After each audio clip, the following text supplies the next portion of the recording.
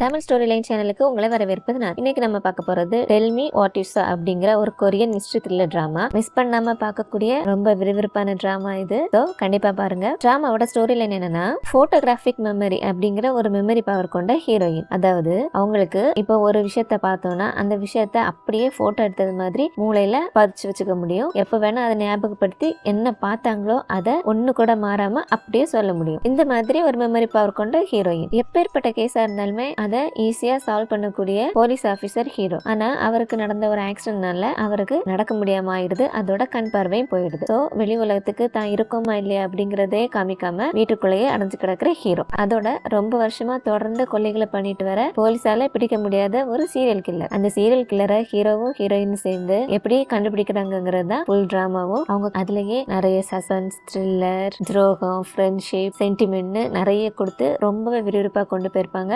இப்போ டிராமாவை ஆரம்பிச்சிடலாம். Tell me what you சா. கதை ஆரம்பிக்கும் போது ஸ்கூல் விட்டு வெளியில வர பசங்களை காமிக்கிறாங்க. வெளியே நல்லா மழை பெஞ்சிட்டு இருக்கு. சோ அவங்கவுங்க பேரண்ட்ஸ் வந்து அவங்கவுங்க பிள்ளைங்களை கூட்டிட்டு போயிட்டு இருக்க. அதுல நம்ம ஹீரோயினை காமிக்கிறாங்க. இதோ இந்த குட்டி பொண்ணு தான் நம்ம ஹீரோயின். சோ மழையில தன்னோட ஃப்ரெண்டு கூட கொடையில போயிட்டு இருக்கும்போது தெரு ஓரமா கடை வச்சிருக்கிற ஒரு லேடி ஹீரோயினை பார்த்துட்டு கையை காமிச்சு கொடை எடுத்துட்டு போக சொல்லி கூப்பிடுறாங்க. ஆனா ஹீரோயின் அதை கண்டுக்காம நடந்து வந்துடுறாங்க. சோ கூட வர ஃப்ரெண்டு அது யாரும் ஒன்னதான் கூப்பிடுறாங்க போல இருக்குன்னு கேட்க ஹீரோயின் அந்த லேடியை பார்த்துட்டு இல்ல எனக்கு யாருன்னு தெரியாதுன்னு சொல்லிட்டு மலையில ஓடிடுறாங்க. ஹீரோயின் மலையில ஓடுறத பார்த்துட்டு ஐயோ மலையில போறாளேன்னு சொல்லிட்டு கொடையை கொடுக்கறதுக்காக ரோட கிராஸ் பண்ணும்போது அங்க வந்த ஒரு கார் அந்த லேடிய மோதிடுது. அதை பார்த்த ஹீரோயினுக்கு பயங்கர ஷாக்கு. அம்மான்னு சொல்லிட்டு ஓடி வராங்க. சோ அந்த லேடி வேற யாரும் இல்ல, ஹீரோயினோட அம்மா தான். அவங்களுக்கு எங்க தெருவோரமா கடை போட்டிருக்கிற ஒருத்தங்க தான் தங்களோட அம்மான்னு தெரிஞ்சா பசங்க ஸ்கூல்ல கிண்டல் பண்ணுவாங்களோன்னு சொல்லிட்டு அவங்கள பார்க்காத மாதிரி கடந்து போயிருக்காங்க. சோ இப்போ அம்மா அடிபட்டு கிடந்ததை பார்த்துட்டு அம்மானு கதறிட்டு ஓடி வர எல்லாரும் அவங்கள ஹாஸ்பிட்டல்ல அட்மிட் பண்ணிடுறாங்க. ஆனா ஹாஸ்பிட்டல்ல டாக்டர்ஸால அவங்கள காப்பாற்ற முடியல, அவங்க இறந்தும் போயிடுறாங்க. சோ அதை விசாரிக்க வந்த போலீஸ் ஆபீசர் கிட்ட ஹீரோயின் இடிச்ச காரை பார்த்தேன்னு சொல்லிட்டு இவங்களுக்கு தான் போட்டோகிராபிக் மெமரி ஆச்சு. சோ அங்க ஸ்பாட்ல என்ன நடந்துச்சோ அப்படிங்கறத ஞாபகத்துல கொண்டு வந்து அப்படியே அந்த காரோட கலர், நம்பர், அந்த காருக்குள்ள ஒரு சின்ன பையன் இருந்திருப்பான், அந்த சின்ன பையன் சொல்லிட்டு எல்லாத்தையுமே அப்படியே அச்சு பிசுறாம சொல்றாங்க. சோ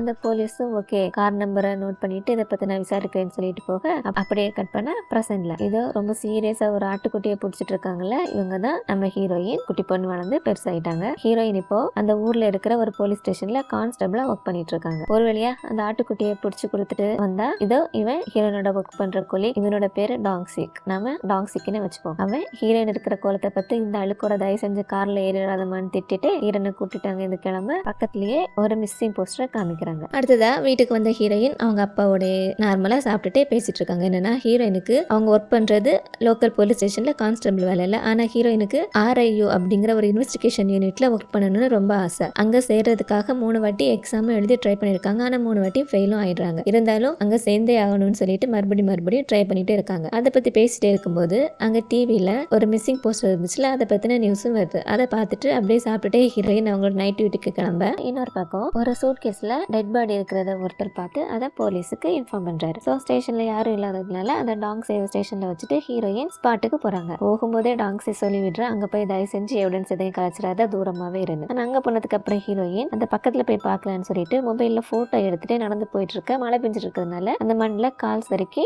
அந்த பெட்டி நிலையே விழுந்துடுறாங்க. அடுத்து வந்து அவங்களோட சீஃப் என்ன நீ ஒரு வேலையை கூட ஒழுங்கா பண்ண மாட்டியா, இப்படி எவிடன்ஸ் எல்லாம் கலைச்சு வைப்பேன்னு சொல்லிட்டு திட்ட ஹீரோயின் இல்ல சார் போட்டோ எடுத்து வச்சிருக்கேன்னு சொல்லிட்டு மொபைல காமிச்சா அவங்க நேரத்துக்கு மொபைலும் சுவிச் ஆஃப் ஆயிருக்கு. அதே நேரம் போலீஸ் அந்த டெட் பாடியில இருந்து ஒரு பெப்பர்மின்ட் கேண்டியையும் கண்டுபிடிக்கிறாங்க.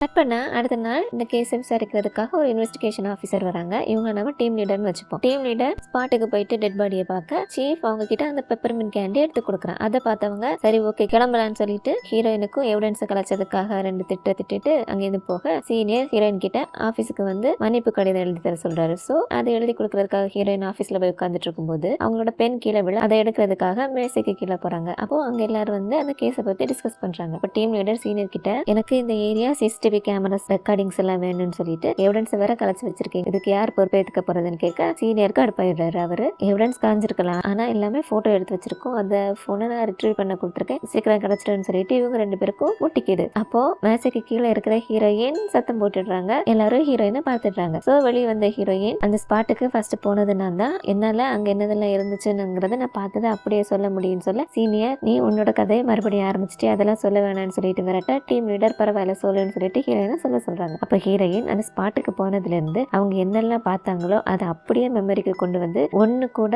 தப்பு இல்லாம அப்படியே சொல்றாங்க. ஆனா சீனியர் ஹீரோயினை நம்புற மாதிரி இல்ல. அந்த நேரம் பார்த்து கரெக்டா ஹீரோயின் மொபைல் எடுத்த போட்டோஸ் வருது. அந்த போட்டோஸை பார்க்கும்போது ஹீரோயின் என்னெல்லாம் சொன்னாங்களோ அது ஒண்ணு கூட மாறாம அப்படியே இருக்கு. சோ எல்லாரும் ஹீரோயினையும் அந்த எவிடன்ஸையும் மாறி மாறி பார்க்க டீம் லீடர் சரி ஓகே அப்போ இனிமே இந்த கேஸை நாங்களே பாத்துக்கிறோம்னு சொல்லிட்டு அங்க இருந்து கிளம்ப ஸ்டார்ட் பண்ணா. அவங்களோட ஸ்டேஷனுக்கு வந்த ஹீரோயின் கிட்ட ஒரு நாளைக்கு டீம் லீடர் அவங்களோட ஹெட் ஆபீஸ்க்கு வர சொல்லியிருக்காங்கன்னு சொல்ல ஹீரோயின் ஒருவேளை நான் கரெக்டா சொன்னதுக்காக எனக்கு அவார்டு என்ன கொடுப்பாங்களோன்னு சொல்ல ஆமா கொடுப்பாங்க நீ எவிடன்ஸை கலைச்சதுக்கு ஒன்னு வேலையை விட்டு தூக்கமா இருந்தா சரிதான் போய் பாருன்னு சொல்லி அடுத்த நாள் ஹீரோயின் இன்வெஸ்டிகேஷன் பீரோக்கு போறாங்க. அங்க போயிட்டு அங்க டீம் லீடர் ஹீரோயினோட ப்ரொஃபைல பாக்குறாங்க. ஹீரோயினுக்கு ப்ரொஃபைல்ல பெருசா எதுவுமே இல்ல. சொல்ல போனா அவங்க படிப்பு கூட ஆவரேஜ் தான். ஆனா அவங்களுக்கு இந்த போட்டோகிராஃபிக் மெமரி பவர் ஜாஸ்திங்கிற மாதிரி இருக்கிறதுனால டீம் லீடர் அதை பத்தி ஹீரோயின் கிட்ட கேக்குறாங்க. ஹீரோயின் அவங்களோட மெமரி பவர் பத்தி சொல்றாங்க. என்னன்னா அவங்களால பாக்குற எல்லா விஷயத்தையுமே ஞாபகம் வச்சுக்க முடியாது. ஒரு குறிப்பிட்ட விஷயங்கள், அதாவது அவங்க நர்வஸா இருக்கும்போது, அவங்க டென்ஷனா இருக்கும்போது, அல்லது புதுசா எதையாவது பார்க்கும்போது அந்த மாதிரி விஷயங்களை மட்டும்தான் அவங்களால போட்டோ எடுத்தது மாதிரி அவங்களோட மெமரி பதிச்சு வச்சுக்கும் அப்படின்னு சொல்ல டீம் லீடர் ஹீரோயினை வேலைக்கு சேர்த்துக்கலாமா வேண்டாம்னு ஒரு ஒப்பீனியன் கேட்கறதுக்காக ஒருத்தர்கிட்ட கூட்டிட்டு போறாங்க. இவர் தான் நம்ம டிராமாவோட ஹீரோ ரொம்ப திறமையான போலீஸ் ஆபீசர். அவரு கிரிமினல் எப்படி யோசிப்பாங்கன்னு அவங்களோட மனநிலைமையை யோசிச்சு கரெக்டா அவங்கள கண்டுபிடிச்சு எல்லா கேஸையுமே ஈஸியா சால்வ் பண்ணக்கூடியது. ஆனா 5 வருஷம் முன்னாடி ஒரு சீரியல் கில்லர் இவங்களோட கேர்ள் ஃப்ரெண்டை கடத்திட்டு போயிடுறான். ஹீரோவும் அவங்கள காப்பாத்துறதுக்கு எவ்வளவோ ட்ரை பண்றாரு. ஆனா சீரியல் கில்லர் கடத்திட்டு போன காரு ஆக்சிடென்ட் ஆகி ஹீரோட கேர்ள் ஃப்ரெண்ட் உள்ள மாட்டிக்கிறாங்க. அதோட இந்த சீரியல் கில்லர் வரிசையா நிறைய கொலைகளை பண்ணிட்டு இருக்கவனு கூட அதோட பண்ற எல்லா கொலைகளுக்குமே ஒரு பெப்பர்மின்ட் கேண்டிய விக்டிமோட வாயில வச்சுட்டு போயிடுவான். சோ இவனை தான் ஹீரோவும் ரொம்ப நாளா தேடிட்டு இருக்காரு. ஆனா அவன் ஹீரோவோட கேர்ள் ஃப்ரெண்டையே கடத்திட்டு போயிடுறான். ஹீரோவும் எவ்வளவு காப்பாத்த ட்ரை பண்றாரு, ஆனா முடியல. கடைசியா அவனை மடக்கி பிடிச்சிடுறாரு. அவனோட ஃபேஸ பாக்கல. சோ பின்னாடி திரும்பி நிக்கவன் கிட்ட ஹேண்ட் கஃப கொடுத்து கட்டிட்டு திரும்பி நில்லுன்னு சொல்லிட்டு கார்ல மாட்டிட்டு இருக்கிற தன்னோட கேர்ள் ஃப்ரெண்டை காப்பாத்த ட்ரை பண்றாரு. ஆனா கார் வெடிச்சு கேர்ள் ஃப்ரெண்ட் இறந்து போயிடுறாங்க. அதோட சீரியல் கில்லர் இறந்து போயிடுறான். ஹீரோக்கு கண் பார்வையும் போயிடுது, கால் நடக்க முடியாமவும் ஆயிடுது. சோ என்னதான் ஹீரோ நடக்க முடியாம கண்ணு தெரியாம வீட்டுக்குள்ளே முடங்கி இருந்தாலும் அவரோட திறமை இன்னுமே குறையல. ஹீரோயின் உள்ள போனதுமே அவங்க நடக்கிற காலடி சத்தம், அவங்க பேசுற விதம் எல்லாத்தையும் வச்சு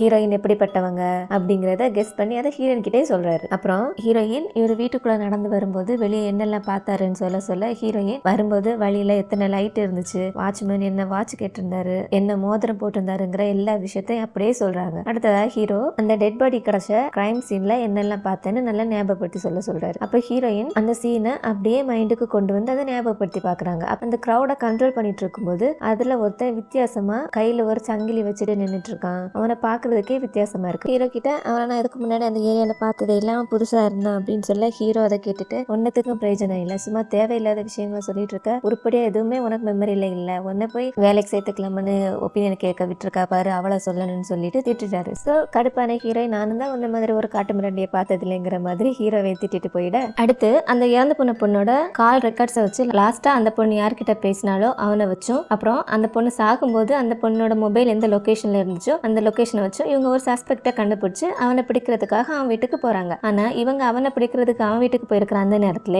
சஸ்பெக்ட் இவங்களோட ஸ்டேஷனுக்கே வந்து நான் தான் அந்த பொண்ணை கொலை பண்ணேன், இது மட்டும் இல்லாம இதுக்கு முன்னாடி நடந்த எல்லா கொலைகளையும் பண்ணது நான் தான், அது மட்டும் இல்லாம 5 வருஷத்துக்கு முன்னாடி இறந்து போனதா நினைச்சிட்டு இருக்கிற அந்த சீரியல் கில்லரை த கை அப்படின்னு சொல்றாங்க, நம்மளும் கைனே வச்சுப்போம், அந்த கையும் நான் தாங்கிற மாதிரி போலீஸ்ல சரண்டர் ஆயிடுறான். இன்னொரு பக்கம் டிவில இவனை பார்த்த ஹீரோயின் இவன் தானே அந்த விக்டிமோட பாடி கிடைச்ச இடத்துல கையில நாய் எல்லாம் கட்டுற சங்கிலியை வச்சுட்டு நின்னுட்டு இருந்தவன் சொல்லிட்டு பாக்குறாங்க. அதோட டிவில 5 வருஷத்துக்கு முன்னாடி நடந்த கொலைகள்ல சம்பந்தப்பட்ட கைங்கிறது இவன் தான் இவன் சொல்றான். அந்த மாதிரி சொல்ல ஹீரோயின் சீனியர் கிட்ட அது என்ன கேஸ்னு கேஸ் டீடைல்ஸ் கேட்க சீனியர் சொல்றாரு 5 வருஷத்துக்கு முன்னாடி ஹீரோவோட கேர்ள் ஃப்ரெண்ட் இறந்துருப்பால அந்த ஆக்சிடென்ட் சொல்லி அந்த ஆக்சிடென்ட்ல நிறைய பேரு உடல் கருகி இறந்து போயிட்டாங்க, அதுல அந்த கையும் இறந்து போயிட்டான், அதுலதான் ஹீரோவும் இறந்து போயிட்டாரு அப்படிங்கிற மாதிரி இவர் சொல்றாரு. சோ அதை கேட்டதுக்கு அப்புறம் ஹீரோயின் போயிட்டு அந்த கேஸை பத்தின டீடைல்ஸ் எல்லாம் பார்க்கும்போது அப்பதான் ஹீரோயினுக்கு ஒரு விஷயம் புரியுது, நாம மீட் பண்ணிட்டு வந்ததுதான் ஹீரோயின் சாகல, யாருக்கும் தெரியாம மறைஞ்சு வாழ்ந்துட்டு இருக்காரு அப்படின்னு சொல்லிட்டு. இந்த பக்கம் சஸ்பெக்ட டீம் லீடர் விசாரிக்கிறாங்க. அவன் திரும்ப நான் தான் அந்த கை, நான் தான் எல்லா கொலையும் பண்ணேன், நீங்க நான் இறந்துட்டதா தப்பா நினைச்சிட்டு இருக்கீங்கன்னே சொல்லிட்டு இருக்கான். அப்ப டிஎல் அதெல்லாம் நீ சொல்றதெல்லாம் நம்ப முடியாது, ஏன்னா அந்த கை இறந்து போயிட்டான், நீ அவனை மாதிரியே காப்பி கேட் பண்ற இன்னொரு கொலைகாரன்னு சொல்லிட்டு சொல்லு, எதுக்கு கொலை பண்றேன்னு கேட்க அதுக்கு அவன் எனக்கு கொலை பண்ண பிடிக்கும் அதனால நான் கொலை பண்றேன் அப்படின்னு அசால்ட்டா சொல்றான். இங்க இன்னொரு விஷயம் என்னன்னா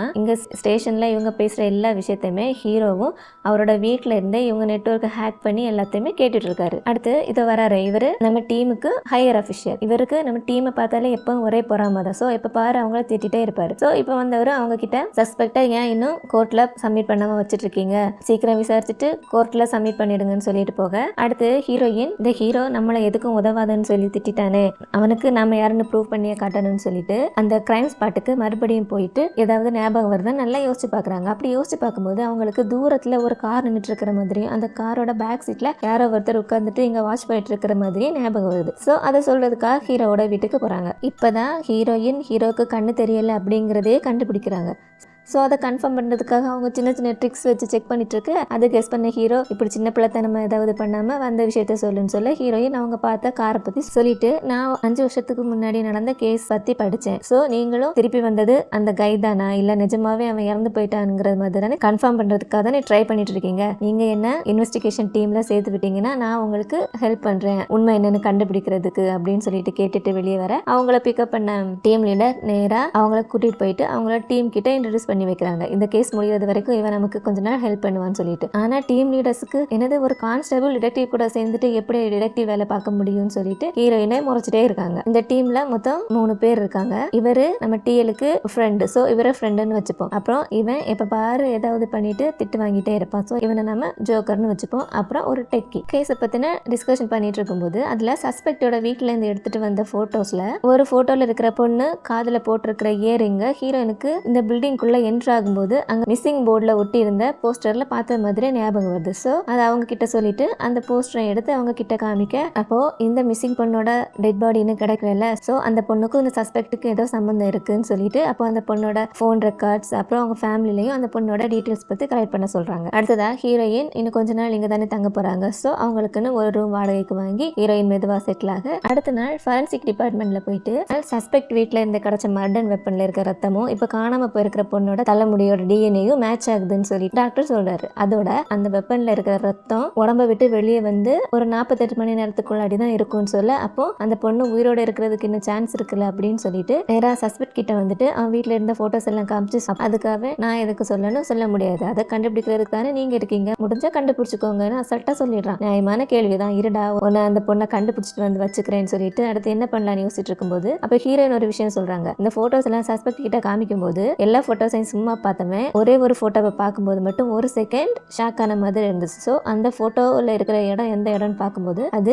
சஸ்பெக்டோட வீடு இருக்கிற ஏரியாலே சுற்றி இருக்கிற ஒரு சிமெண்ட் ஃபேக்டரி. அதோட சஸ்பெக்டை பிடிக்கும்போது அவனோட ஷூலையும் கொஞ்சம் சிமெண்ட் தூள்கள் ஒட்டி இருந்தது மாதிரி இவங்க பார்த்துருக்காங்க. ஸோ கண்டிப்பாக அந்த ஃபேக்டரியில தான் அந்த பொண்ணை வச்சிருந்தா மறைச்சு வச்சிருக்கணும்னு சொல்லிட்டு வேகமாக அந்த ஃபேக்டரிக்கு போகிறாங்க. அந்த ஃபேக்டரியை கேட்டை ஒரு பெரிய சங்கிலி போட்டு பூட்டி வச்சிருக்கு. ஸோ எப்படி போகலான்னு சுற்றி பார்க்கும்போது அங்கே பின்னாடி ஒரு வெண்டிலேட்டர் வழி இருக்கு. ஸோ அந்த வழியா உள்ள போகலான்னு ட்ரை பண்ணும்போது நம்ம டீம்மேட்ஸ் யாருக்குமே உள்ள போக முடியல, அந்த வழி ரொம்ப சின்னதா இருக்கு. ஸோ ஹீரோயின் நான் உள்ள போறேன் அப்படின்னு சொல்ல இவங்களுக்கு ஹீரோயினை உள்ள விட மனசுல ஹீரோயின் புதுசு வேற எப்படி உள்ள விட முடியும், ஏதாவது ஆயிடுச்சுனாங்கிற மாதிரி பயப்படுறாங்க. ஸோ ஹீரோயின் இல்ல நான் போறேன், நான் போய் பார்க்குறேன், உள்ள ஏதாவது எனக்கு ஆபத்து வர மாதிரி இருந்துச்சுன்னா நான் வெளியே வந்துடுறேன்னு சொல்லிட்டு மெதுவா உள்ள போறாங்க. ஹீரோயின் உள்ள போறதுக்கு முன்னாடி நம்ம டீம் லீடர் ஹீரோயினுக்கு யாருக்கும் தெரியாம சீக்கிரட்டா ஒரு இயர்பட்ஸ் எதுக்கும் இது இருக்கட்டும்னு சொல்லிட்டு கொடுத்து அனுப்புறாங்க. ஸோ ஹீரோயின் மெதுவா உள்ள போயிட்டு இருக்கும்போது அங்க யாருமே இருக்கிற மாதிரி இல்ல. ஸோ இதுக்கும் கொஞ்சம் முன்னாடி போய் பார்க்கலாம்னு சொல்லிட்டு மெதுவா ஹீரோயின் உள்ளாடி போயிட்டு இருக்கும்போது வெளியே இருந்து இது ரொம்ப பழைய ஃபேக்டரியில, ஸோ இந்த வெண்டிலேட்டர் வெளியே எப்போ வேணா விழுந்துடலாங்கிற மாதிரி ஒரு சிச்சுவேஷன்ல இருக்கு. ஸோ நம்ம டீம்மேட்ஸ் எல்லாரும் ஹீரோயின் கிட்ட இதுக்கு மேல போகாத வெளியே வந்துருன்னு சொல்லிட்டு இருக்கும்போதே ஹீரோயின் அது இடிஞ்சு கீழே விழுந்துடுறாங்க. ஸோ கீழே விழுந்த ஹீரோயின் கொஞ்ச நேரமா மயக்கத்துல இருக்காங்க. அப்படி மயக்கத்துல இருக்கும்போது அவங்களுக்கு அவங்க அம்மா இறந்து போனதும் அதுக்கப்புறம் அவங்க யாரு இடிச்சாங்கன்னு கண்டுபிடிக்க முடியாம அந்த கேஸை போலீஸ் கேர்லெஸ்ஸா விட்டதுன்னு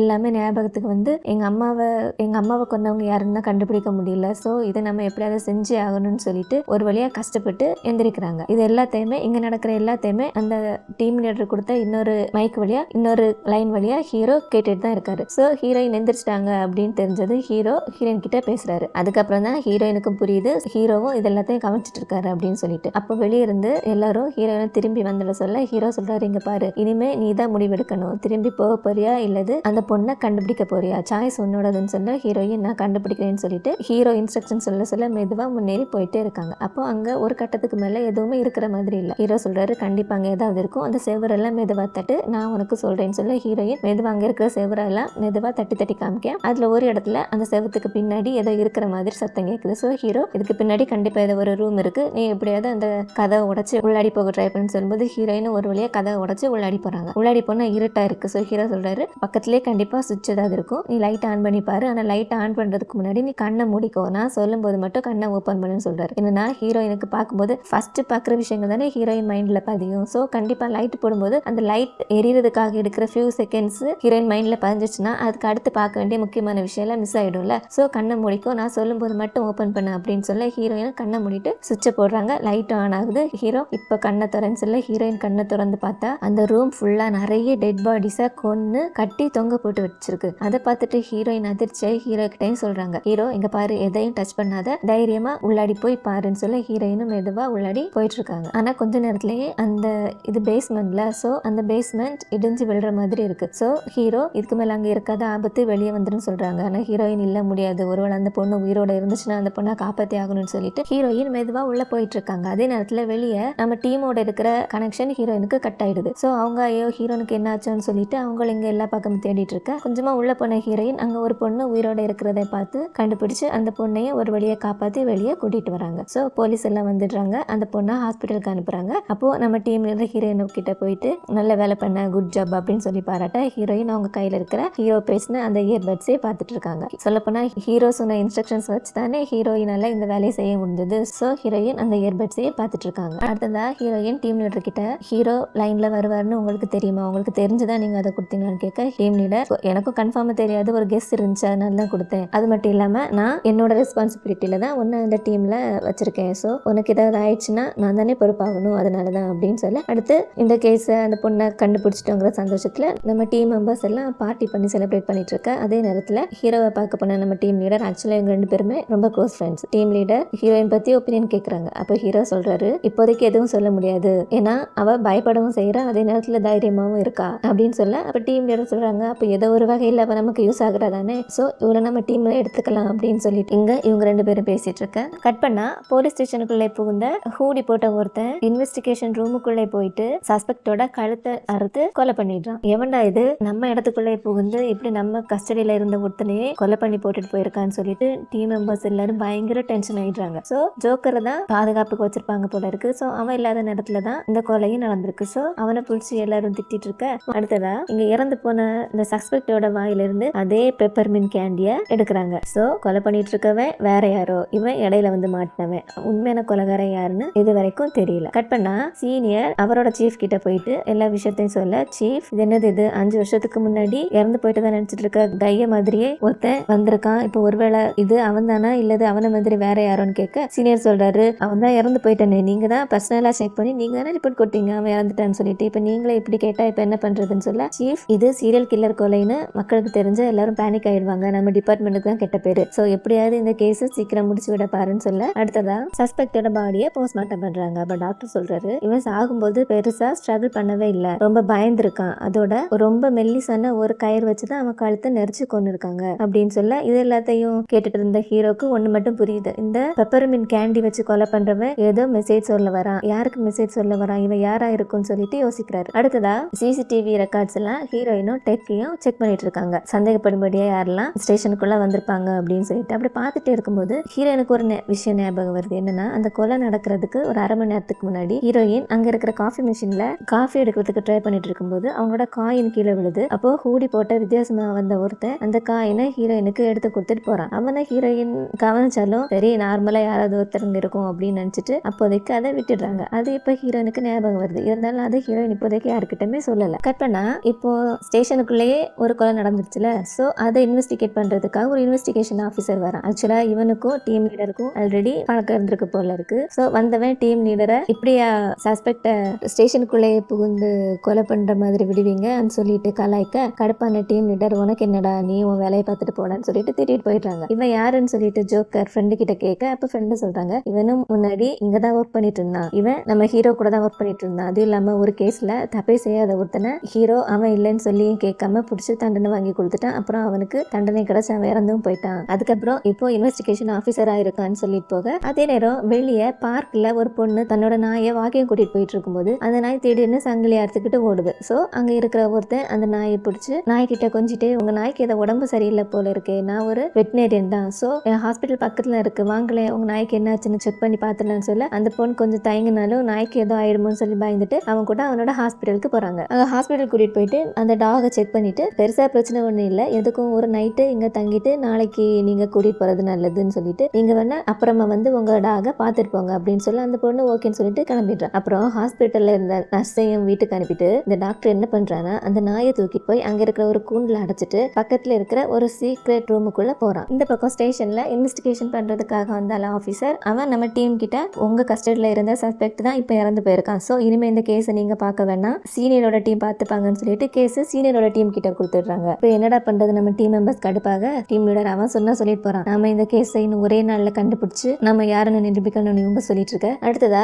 அந்த நாயை ஹாஸ்பிட்டல்ல விட்டுருக்கல, சோ அந்த பொண்ணு நாயை பாக்குறதுக்காக அந்த ஹாஸ்பிட்டலுக்கு வர, ஹாஸ்பிட்டல்ல யாருமே இல்ல. வந்த பொண்ணுக்கு டாக்டர் பேசுறத பார்த்து எதுவோ சரியில்லைன்னு மட்டும் புரியுது. சோ இங்க என்ன தப்பிக்கலாம்னு சொல்லிட்டு தப்பிக்க ட்ரை பண்ணா, அவனும் அந்த பொண்ணை விடாம துரத்தி ஒரு சுத்தியலால அந்த பொண்ணோட தலையில அடிச்சு மயக்கமாக்கி அந்த பொண்ணை கடத்திட்டு போயிடுறான். இந்த பக்கம் ஹீரோயின் ஹீரோவை மீட் பண்ண வராங்க. வந்தவங்க ஹீரோ கலெக்ட் பண்ணி வச்சிருக்கிற எவிடன்ஸ் எல்லாம் பார்த்துட்டு, சோ நீங்க அந்த கை திரும்பி வர்றதுக்காக வெயிட் பண்ணிட்டு இருக்கிற மாதிரி இருக்கேன்னு கேட்க, ஹீரோ அதை விடு, இப்ப சொல்லு, அந்த சஸ்பெக்ட் கொலை நடந்த அன்னைக்கு நீ ஏதாவது வித்தியாசமா பாத்தியா, அன்னைக்கு நடந்ததெல்லாம் நீ ஞாபகப்படுத்தி சொல்லுன்னு சொல்ல, ஹீரோயின் அன்னைக்கு நடந்த விஷயங்கள் எல்லாம் கண்ண முடிய ஞாபகப்படுத்தி பாக்குறாங்க. அப்போ இவங்க அந்த பொண்ணை கண்டுபிடிச்சதுக்கு அப்புறம் பார்ட்டிக்கு போயிருப்பாங்கல்ல, சோ பார்ட்டிக்கு போறதுக்காக வெளியே வந்துட்டு இருக்கும்போது கையில கொடை வச்சுட்டு கண்ணாடி போட்ட ஒருத்தன் ஹீரோயினை இடிச்சிட்டு போயிருப்பான். சோ அவனை பத்தி ஹீரோ கிட்ட சொல்றாங்க. அவன் உள்ள போகும்போது ஒரு விதமா கழுத்தை அசைச்சிட்டே போயிருப்பான். அதை கேட்டது ஹீரோ அவன் நர்வஸா இருந்திருப்பான், அதனாலதான் அந்த மாதிரி கழுத்தை அசைச்சிட்டு போயிருந்திருப்பான். சரி வேற ஏதாவது ஞாபகப்படுத்தி சொல்லும்போது ஹீரோயின் யோசிக்கும் போது ஹீரோனுக்கு சடனா அந்த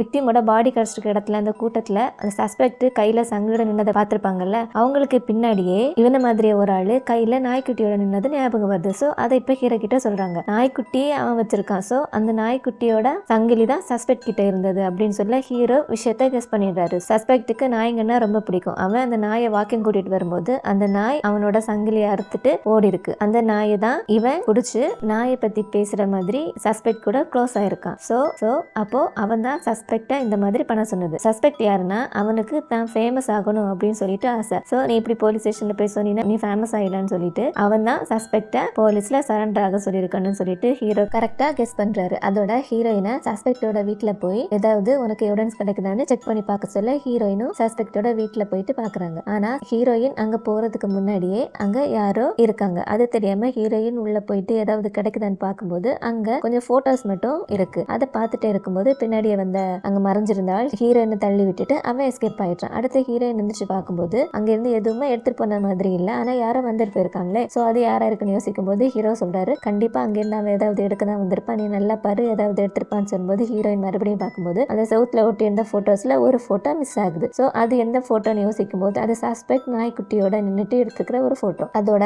அந்த போட்டோ எடுக்கிற ஆளும் கார் ரியர் வியூல பதிஞ்சிருக்கான். சோ அதை எடுக்கிறதுக்காக தான் அவன் இப்ப உள்ள வந்து ஹீரோயினை தள்ளி விட்டுட்டு அந்த போட்டோ எங்க போலீஸ் கிட்ட மாட்டிடுமோன்னு சொல்லிட்டு அந்த போட்டோவை எடுத்துட்டு போயிருக்கான். சோ ஹீரோயின் இதை ஹீரோ கிட்ட சொல்லிட்டு இருக்கும் போதே அங்க அந்த சீனியரோட டீம் வந்துட்டாங்க. சோ ஹீரோயின் அங்க இருந்து எஸ்கேப் ஆயிடுறாங்க. அடுத்ததா ஹீரோ இந்த விஷயத்தெல்லாம் டீம் லீடர் கிட்ட சொல்றாரு. அப்ப டீம் லீடர், அப்போ ஹீரோயினால தான் நாம இந்த கேஸை கண்டுபிடிக்க போறோம், அப்போ அவளை வேலைக்கு எடுத்துடலாம்ல அப்படின்னு சொல்லி ஹீரோ கிட்ட கேட்டுட்டு இங்க வந்து டீம் கிட்ட சஸ்பெக்டோட போன் ரெக்கார்ட்ஸ்ல யாராவது வெட்டினரி டாக்டரோட கான்டாக்ட் நம்பர் இருக்கான்னு செக் பண்ணுங்க, அதோட அவ யாரு என்னன்னு டீடைல்ஸ் கைட் பண்ணுங்க அப்படின்னு சொல்ல டீமும் செக் பண்ணி பார்த்து கரெக்டா அந்த டாக்டரை கண்டுபிடிச்சிடுறாங்க. சோ அவனை பிடிக்கிறதுக்காக இவங்க போயிட்டு இருக்க அந்த பக்கம் அந்த டாக்டர் ஒரு பொண்ணை கடத்தி வச்சிருந்தால, அந்த பொண்ணை மிருகங்களை கட்டி போடுற மாதிரி கட்டி வச்சு சைக்கோத்தனமா அந்த பொண்ணு தீரலையை அடிச்சு கொலை பண்ண ட்ரை பண்றான். அந்த பொண்ணு ப்ளீஸ் என்ன விட்டுருங்கன்னு எவ்வளவோ கதற, ஆனா அவன் விடுற மாதிரி இல்ல. சோ இங்க இப்படி நடந்துட்டு இருக்க மேல நம்ம டீம் போனது அவனோட வீட்டுல, ஆனா அவங்க வீட்டுல யாருமே இருக்கிற மாதிரி இல்ல. பக்கத்துலதான் அவனோட கிளினிக்கும் இருக்கு. சோ அந்த கிளினிக் இருக்கிற ஏரியால போய் ஹீரோயின் சுத்தி பார்க்கும்போது சஸ்பெக்ட் ஒரு இடத்துல இன்னும் போட்டோ எடுத்திருப்பார்ல, அந்த பில்டிங்கை அதுல கவனிக்கிறாங்க. சோ டீம் கிட்ட இன்ஃபார்ம் பண்ண டீம் கரெக்டா அந்த கிளினிக்கு வந்து அங்க இருக்க நர்ஸ் கிட்ட டாக்டர் எங்கன்னு கேட்கும்போது அவர் டாக்டர் இல்ல அப்படின்னு சொல்ல, மேல இவங்க வந்திருக்கிறத கீழே இருக்கிற அந்த டாக்டரும் சிசிடிவில பார்த்துட்டு இனிமே இங்க இருந்தா நமக்கு ஆபத்துன்னு சொல்லி யோசிச்சுட்டு இருக்கும்போது அவனோட போனுக்கு ஒரு மெசேஜ் வருது, உனக்கு தப்பிக்கணுமா இந்த இடத்துக்கு போ அப்படின்னு சொல்லிட்டு. அந்த மெசேஜை பார்த்ததும் அந்த பொண்ணை அப்படியே விட்டுட்டு அங்க இருக்கிற இன்னொரு வழியா அவன் தப்பிச்சு போயிட்டான். சோ கிளினிக்குள்ள இங்க நம்ம டீம் வந்து சர்ச் பண்ணும்போது அங்க எதுவுமே இருக்கிற மாதிரி இல்ல. ஹீரோ ஹீரோயின் கிட்ட அங்க கண்டிப்பா ஏதாவது உங்களுக்கு கிடைக்கும், கவனமா பாருன்னு சொல்ல போல ஹீரோயின் அதுல இருக்கிற ஒரு போட்டோல டாக்டருக்கு பின்னாடி இருக்கிற அந்த சீக்ரெட் வேயை பாக்குறாங்க. சோ அதை நம்ம டீம் கிட்ட சொல்ல டீமும் அந்த சீக்ரெட் வே வழியா உள்ள போய் பார்க்கும்போது டாக்டர் தப்பிச்சிடுறான். மயக்கத்துல இருக்கிற பொண்ணையும் காப்பாத்திடுறாங்க. அடுத்து இந்த டிராபிக் கேமராஸ்ல அந்த டாக்டரோட கார் நம்பரை வச்சு அவனை சேஸ் பண்றாங்க. அப்படி இப்படின்னு போலீஸ் ஏமாத்திட்டு அந்த டாக்டர் ஒரு ஹார்பர்ல போயிடுறான். அங்க இருக்க செக்யூரிட்டிஸும் அவனை பிடிக்க ட்ரை பண்றாங்க. ஆனா அவன் அவங்களையும் அடிச்சு போட்டுடுறான். அதுக்கப்புறமா அங்க வந்த போலீஸ் அந்த ஹார்பர்ல சுத்தி சுத்தி அவன் எங்க மறைஞ்சிருக்கான்னு தேடும்போது ஹீரோயின் அங்க இருக்கிற ஒரு ஐஸ் ஃபேக்டரியில ரத்த கரையோட யாரோ கதவை திறந்த மாதிரி பாக்குறாங்க. சோ டீமே அங்க வர சொல்லிட்டு ஹீரோயின் முதல்ல அங்க உள்ள போறாங்க. ஹீரோவும் இன்னொரு லைன்ல இவங்க நடக்கிறதெல்லாம் கேட்டுட்டு தான் இருக்காரு. உள்ள போன ஹீரோயின் அவன் எங்க இருக்கான்னு தேடிட்டு இருக்கும்போது ஹீரோ லைன்ல இங்க பாரு அவன் எப்ப வேணா என்ன வேணா பண்ணுவான், சோ ரொம்ப கவனமாவே இருன்னு சொல்லிட்டே இருக்க ஹீரோயினோட பின்னாடி வந்தவன் ஹீரோயினோட தலையில அடிச்சு ஹீரோயினை மயக்கமாக்கிட்டு ஹீரோயினை அங்க இருக்கிற இன்னொரு டோர் வழியா இங்க இழுத்துட்டு போயிட்டு இருக்கான். அந்த டாக்டர் ஹீரோயினை அடிச்சது, இழுத்துட்டு போறது, இழுத்துட்டு போயிட்டு ஒரு ரூமுக்குள்ள போயிட்டு அந்த கதவை க்ளோஸ் பண்றது எல்லாத்தையுமே ஹீரோ கேட்டுட்டு தான் இருக்காரு. ஆனா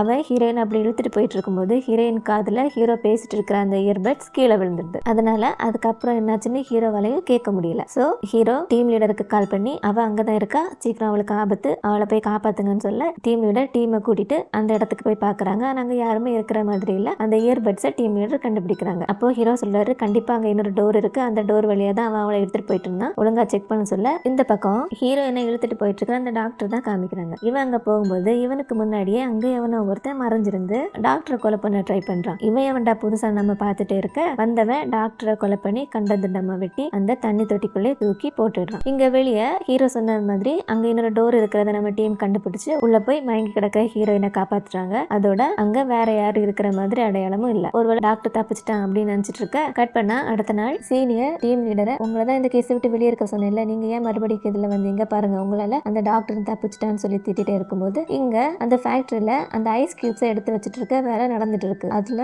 அந்த டாக்டரோட உடம்பு ஒவ்வொரு பார்ட்ஸும் ஒவ்வொரு ஐஸ் கட்டியில வந்துட்டு இருக்கு. அதை பார்த்து அங்க இருக்க ஒர்க்கர்ஸ் அலறி அடிச்சுட்டு போலீஸ் கிட்ட சொல்ல சீனியர் இனிமே இந்த கேஸை நீங்க பார்க்க வேணாம், நாங்களே ஹேண்டில் பண்ணிக்கிறோம்னு சொல்லிட்டு நம்ம டீமை போக சொல்லிடுறாரு. அடுத்து ஹீரோ டீம் லீடர் கிட்ட கண்டிப்பா அங்க இன்னும் மூணாவது ஒருத்தன் வந்திருக்கான், அவன் தான் அந்த டாக்டரை கொலை பண்ணிருக்கான், அதோட அவன் தான் டாக்டருக்கு இந்த இடத்துக்கு வர சொல்லி மெசேஜ் அனுப்பியிருக்கான், எல்லாமே அவன் தான் பிளான் பண்ணி பண்ணிருக்கான். சோ அந்த மூணாவது ஆள் யாரு அப்படிங்கறத இனிமே நம்ம கண்டுபிடிக்கணும்னு பேசிட்டு இருக்க இன்னொரு பக்கம் கட் பண்ணா இந்த கேஸ் பயங்கர காம்ப்ளிகேட்டடா போயிட்டு இருக்கிறதுனால இவங்களோட சீஃப் இவங்களை கூப்பிட்டு வச்சு விசாரிக்க டீம் லீடர் எனக்கு இன்னொரு சான்ஸ் கொடுங்க, நான் கண்டிப்பா இவனை கொலை பண்ணது யாரு, மூணாவது வந்தது யாருன்னு நான் கண்டிப்பா கண்டுபிடிச்சு சொல்றேன்னு சொல்லிட்டு ரொம்ப ரிக்வஸ்ட் பண்ணதுனால ஓகேன்னு சொல்லிட்டு இந்த கேஸ் நீயே பாருன்னு சொல்லிட்டு மறுபடியும் நம்ம டீமுக்கு பர்மிஷன் கொடுத்துடுறாங்க. அதோட ஹீரோயினும் அவங்களோட இன்வெஸ்டிகேஷன் டீம்ல சேர்றதுக்கு அப்பாயின்மெண்ட்டும் வாங்கிடுறாங்க. கட் பண்ணா இங்க ஹீரோயின் அதான் கேஸ் முடிஞ்சிருச்சு, கண்டுபிடிச்சிட்டோமே, இனிமே நமக்கு இங்க வேலை இல்லைன்னு சொல்லி கிளம்பலான்னு ட்ரை பண்ணிட்டு இருக்க டீம் லீடர்ஸ் எல்லாம் கொஞ்ச நாள் எங்க கூட பழகினாலும் நீ கொஞ்ச நாள் தான் எங்களோட பழகிருந்தாலும் எங்களுக்கு வருத்தமா தான் இருக்கு நீ போறத நினைச்சு, இந்த கேஸ் கண்டுபிடிக்கிறதுக்கு ரொம்பவே ஹெல்ப் பண்ணுன்னு சொல்லிட்டு